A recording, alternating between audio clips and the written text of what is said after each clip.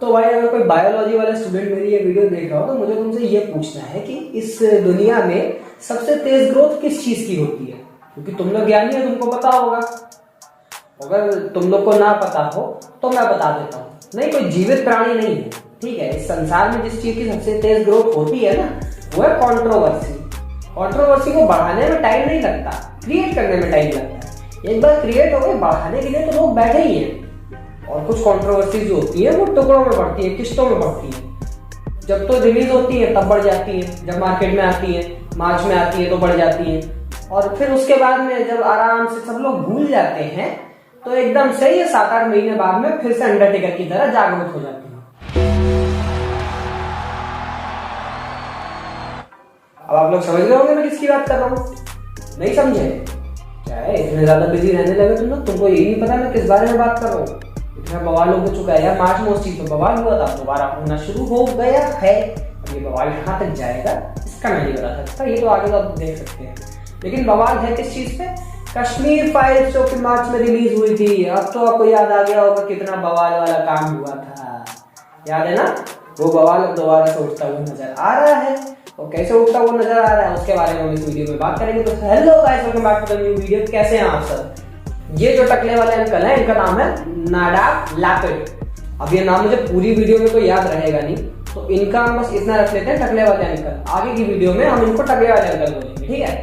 तो ये टकले वाले अंकल जो हैं, ये है एक इजराइल के फिल्म मेकर, और इनको इंडिया में एक इंटरनेशनल फिल्म फेस्टिवल की ज्यूरी के हेड के तौर पर बुलाया गया था, या आप कह सकते हैं कि प्रेसिडेंट के तौर पर बुलाया गया, जहां पे इनको 15 फिल्में दिखाई गई और इनको जजमेंट देने के लिए बैठा था कि आपको कौन सी ज्यादा अच्छी है। इन भाई साहब ने सारी फिल्में देखी, 14 फिल्मों तक तो ये सही चल रहे थे। इनको 15वीं फिल्म दिखा दी गई कश्मीर फाइल्स, और कश्मीर फाइल्स को लेकर इन्होंने कुछ इस तरीके से बयान दिया। We were, all of us, disturbed and shocked by the 15th film, by the movie Kashmir Files, that felt to us like a propaganda, vulgar movie, inappropriate for an artistic competitive section of such a prestigious film festival. I feel totally comfortable to share openly these feelings here with you on stage, since the spirit that we felt in the festival can surely accept also a critical discussion, which is essential for art and for life. Thanks a lot. तो ये जो uncle हैं टकले वाले, इनका ये कहना है कि कश्मीर फाइल्स जो है वो एक प्रोपेगेंडा फिल्म है, वल्गर फिल्म है और डिस्टर्बिंग फिल्म है। तो अब देखा जाए तो एक तरीके से भाई साहब गलत भी नहीं कह रहे, मतलब हर पॉइंट पे नहीं। तो चलो इनके पॉइंट को हम एक एक करके डिस्कस करते हैं। तो सबसे पहला पॉइंट जो इन्होंने रखा था वो था प्रोपेगेंडा। तो जो ये फिल्म है वो एक अलग से प्रोपेगेंडा को प्रमोट करती है, और सच बताऊं तो मैं इस बात पे भाई साहब से एग्री करता हूं। सर आप इस पॉइंट पे सही हैं, प्रोपेगेंडा वाले पॉइंट पे। इसके आगे पे हम बाद में बात करते हैं। तो प्रोपेगेंडा का ऐसा है कि ये फिल्म रिलीज हुई थी मार्च 2022 में, मतलब इसी साल मार्च में रिलीज हुई थी। और उससे पहले हिंदू मुसलमान से रिलेटेड काफी बवाल ऑलरेडी देश में चल ही रहा था, जैसे कि CAA, NRC, राम मंदिर और भी काफी चीजें थी। और उसी के साथ में ये फिल्म भी रिलीज हो गई, जिसको बीजेपी वालों ने एज अ प्रोपेगेंडा तो यूज किया है, मानो या ना मानो। अरे कहना क्या चाहते हो? मैं ये नहीं कह रहा कि जो फिल्म में दिखाया गया वो कश्मीर में नहीं हुआ था, हुआ था, बिल्कुल सच्चाई थी। फिल्म बिल्कुल सही, बिल्कुल तथ्यों पर आधारित थी। मगर जब देश में हालात पहले ही इतने खराब हो कि दंगे किसी भी वक्त भड़क सकते हो, उस वक्त पे ऐसी फिल्म रिलीज करना क्या सही था?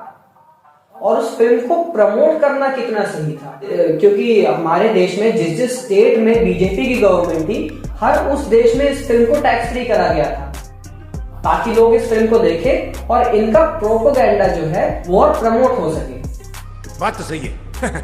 अब बहुत लोग कह रहे होंगे कि मैं तो एक तरफा बात कर रहा हूँ। भाई मैं एक तरफा कर रहा हूँ, जो मुझे सही लग रहा है वो मैं कर रहा हूँ। एक तरफा या दूसरी तरफा मुझे नहीं पता, बट जो चीज मेरी आंखों के सामने है उसको मैं नकार तो नहीं सकता। अगर आपको खराब लग रही हो तो 2 रोटी ज्यादा खा लेना, अच्छी बात। हालांकि फिल्म की जो रिलीज की टाइमिंग थी और जो प्रोपेगेंडा बीजेपी वालों ने फॉलो किया था, उसकी वजह से विवेक अग्निहोत्री ने फाइनेंशियली तो काफी प्रॉफिट कमा लिया, बट बहुत लोगों की नजर में वो थोड़े उठ भी गए और बहुत लोगों की नजर में गिर भी गए। देखो, जब ये फिल्म रिलीज हुई तो वो एक ऐसा टाइम था कि जब इलेक्शंस आने वाले थे, सारी पॉलिटिकल पार्टीज अपना प्रोपेगेंडा फॉलो कर रही थी, बीजेपी अपना कर रही थी, कांग्रेस अपना कर रही थी, और जो भी इलेक्शन लड़ रहे थे वो अलग अलग कर रहे थे अपना प्रोपेगेंडा फॉलो। उस प्रोपेगेंडा के चलते ये फिल्म ने फाइनेंशियली काफी प्रॉफिट कमा लिया, मगर विवेक अग्निहोत्री जो इस फिल्म के डायरेक्टर और प्रोड्यूसर थे, उनकी थोड़ी सी खिंची तू भी हो गई और बहुत लोगों की नजर में वो ऊपर भी उठ गए। अब इस मसले पे लोगों के विचार अलग अलग हैं, तो मैं ये नहीं कहूंगा कि कौन सही है कौन गलत। तो कुल मिला के बात यहाँ पे आके रुकती है कि ये जो टकले वाले अंकल थे, इन्होंने अपना जो पहला पॉइंट दिया था कि फिल्में प्रोपेगेंडा को सपोर्ट करती है, बात तो सही है, मैं एग्री करता हूँ, मुझे नहीं पता बाकी करते हो या ना। अब आते हैं इनके दूसरे पॉइंट पे। इनका दूसरा पॉइंट ये था कि ये फिल्म वल्गर थी। कैसी अपमानजनक बातें कर रहा है लड़का ये। अब देखो, इंडिया के बाहर का कोई बंदा आके अगर इंडिया के सेंसर बोर्ड के द्वारा पास करी गई फिल्म को वल्गर बोलेगा, वो सेंसर बोर्ड जिसने नेटफ्लिक्स और अमेजॉन प्राइम और इन सब की वेब सीरीज को सेंसर करना नहीं छोड़ा, तुम ये कैसे कह सकते हो कि वो अपने ही देश में बनी हुई एक फिल्म को सेंसर नहीं कर पाए और वो वल्गर हो गई। हाँ, गोलीबारी, खून खराबा, और एक सीन में जो इनकी फीमेल लीड थी, जो लास्ट वाला सीन था, क्लाइमैक्स सीन था, जिसमें उनका पीछे से कुर्ता फाड़ा गया, वो सीन्स डिस्टर्बिंग जरूर थे, मगर वल्गर तो नहीं थे। उसको हम वल्गर नहीं कर सकते, क्योंकि आप इंडिया से बाहर से आ रहे हो, आप इससे ज्यादा वल्गर चीजें बना के आ रहे हो। मुझे नहीं पता आपने क्या बनाया, ना मैंने आपकी कोई बनाई फिल्म देखी, लेकिन इतना तो मैं बता सकता हूँ कि इंडिया के बाहर इससे ज्यादा ओपन अप फिल्में बनती हैं। समझ रहे हो ना? तो ये बात कहने का अधिकार जो है सर, वो आप अपने बालों की तरह खो चुके हैं। देखो, अब बात रही डिस्टर्बिंग की, तो disturbing in the sense of खून खराबा और ये सब लड़ाई झगड़ा और आग लगाना और ये करना वो करना, इस मामले में डिस्टर्बिंग तो कह सकते हैं कि हाँ फिल्म थी, लेकिन इतनी भी डिस्टर्बिंग नहीं थी कि उसको हम कंसीडर ही ना करें कि ये फिल्म फेस्टिवल में जाने के लायक ही नहीं थी, जो कि ये टकले वाले अंकल ने बोला था। तो कुल मिला के ये फिल्म जब इनको दिखाई गई तो इन्होंने बाहर आके जो अपना स्टेटमेंट दिया, उसमें इन्होंने ये कहा कि ये फिल्म प्रोपेगेंडा को सपोर्ट करती है, वल्गर है और डिस्टर्बिंग है, जो कि एक फिल्म फेस्टिवल में प्रेजेंट करने के लायक नहीं थी। अब ये तो जो लोग फिल्म की बेहतर समझ रखते हैं वो जानते होंगे, समझते होंगे। मुझे तो नहीं लगता कि ये बात कहने वाली थी, क्योंकि एज अ फिल्म उसको अगर आप देखोगे तो उसमें कुछ खराबी नहीं थी, बट अगर आप उसको एज अ प्रोपेगेंडा देखोगे तो वो देश में बहुत कुछ बिगाड़ के चली गई। और क्योंकि आप खुद इजराइल से आए हो तो आपको इस चीज से कोई लेना देना होना नहीं चाहिए। तो अब जो इन्होंने बोला वो इन्होंने कह के खत्म कर दिया कि भाई मेरा ये कहना था, मुझे ये फिल्म कुछ इस प्रकार की लगी, मैं तुम्हारी ज्यूरी का हेड हूँ और तुमने अगर मुझे बुलाया है तो तुम्हें मेरे ओपिनियन की रिस्पेक्ट करनी होगी और मेरा ओपिनियन ये है। लेकिन जज बनना इतना आसान काम थोड़ी है भाई। हर बंदा अगर तुम्हारी जजमेंट से सेटिस्फाई हो जाएगा तो काहे के जज फिर तुम। अब चाहे तुम फिल्म फेस्टिवल में जज बने हो, चाहे तुम इंडियन आइडल के जज हो, चाहे तुम सुप्रीम कोर्ट के जज क्यों ना हो, हर तबके के लोगों को सेटिस्फाई करना तुम्हारे हाथ में नहीं है। तो अब लोगों का रिस्पॉन्स तो इस पे अलग आया, लेकिन फिल्म के डायरेक्टर विवेक अग्निहोत्री ने खुद ने इस पर रिस्पॉन्ड करके एक वीडियो बना के डाल दी। उन्होंने इस वीडियो में क्या बोला वो आप जरा सुन लो। दोस्तों, कल इफ्फी गोवा में वहां एक ज्यूरी के चेयरमैन ने बोला कि द कश्मीर फाइल्स एक प्रोपेगेंडा और वल्गर फिल्म है। मेरे लिए कोई नई बात नहीं है, क्योंकि इस तरह की बातें तो सारे टेररिस्ट ऑर्गेनाइजेशंस, अर्बन नक्सल्स और भारत के टुकड़े टुकड़े करने वाले लोग हमेशा से बोलते ही आए हैं।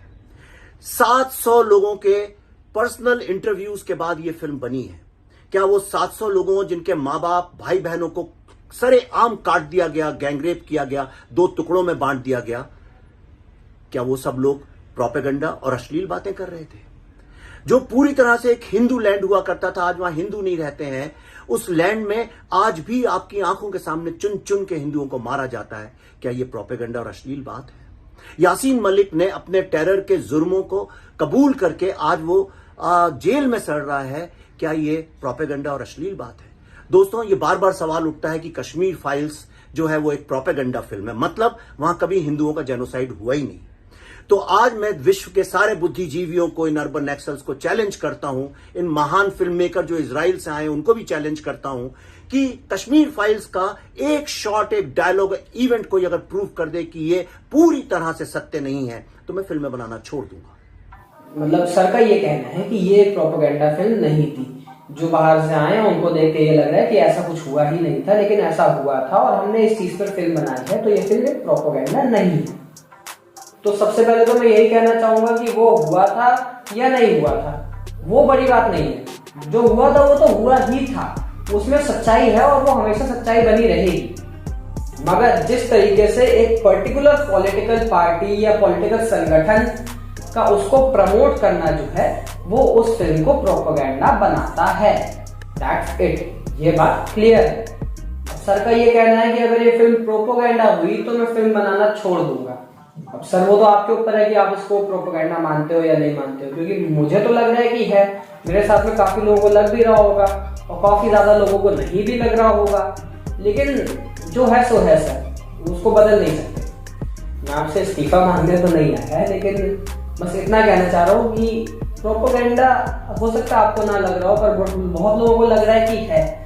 तो अब प्रोपेगेंडा है या नहीं है वो आपके मानने के ऊपर है, आप मानोगे तो है, आप नहीं मानोगे तो नहीं। और जहां तक आपकी फिल्म है तो आप क्यों नहीं मानोगे कि प्रोपेगेंडा है। तो कुल मिला के आपके करियर पे इससे घंटा कुछ इफेक्ट नहीं पड़ने वाला। आप अपनी नई फिल्म जो आप बना रहे हो दिल्ली फाइल्स, उसकी तैयारी करो और जब भी रिलीज कर रहे हो उसको रिलीज करो, उसको भी देखेंगे, समझ में आएगा। अगर प्रोपेगेंडा है तो बोलेंगे, नहीं आएगा तो नहीं बोलेंगे, उसमें क्या है भैया। आपका काम है फिल्म बनाना, हमारा काम है देखना।